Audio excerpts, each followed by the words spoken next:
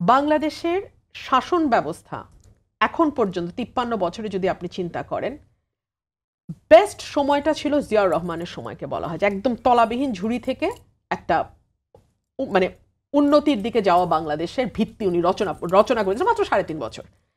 এরপরের সময়টাকে বলা হয় 90 থেকে 8, মানে যেই 4টা নির্বাচন মোটা দাগে ভালোভাবে হয়েছে, সেই চারটা সরকার, বিএনপি 2 বার, আওয়ামী লীগ 2 বার। এরপরের হলো অন্ধকারের ইতিহাস, এবং অন্ধকারের সূচনা হয়েছে কোথা থেকে? নির্বাচন ব্যবস্থাকে ম্যানিপুলেট করার মধ্যে থেকে।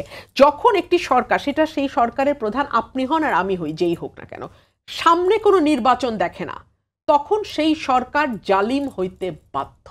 কারণ নির্বাচন যখন আপনি সামনে দেখবেন, সাথে সাথে আপনার মধ্যে জবাবদিহিতা তৈরি হবে, সাথে সাথে আপনার মধ্যে ক্ষমতা চলে গেলে আপনাকে বিচারের মুখোমুখি হইতে হবে, সেই ভাবনা আপনার মাথায় আসবে, সাথে সাথে জনগণের কাছে আবার ভোটের জন্য আপনার যাইতে হবে, সেই চিন্তা মাথায় আসবে। যখন এই চিন্তাগুলো আসবে, তখন আপনার পক্ষে আর ফ্যাসিবাদ হওয়া সম্ভব।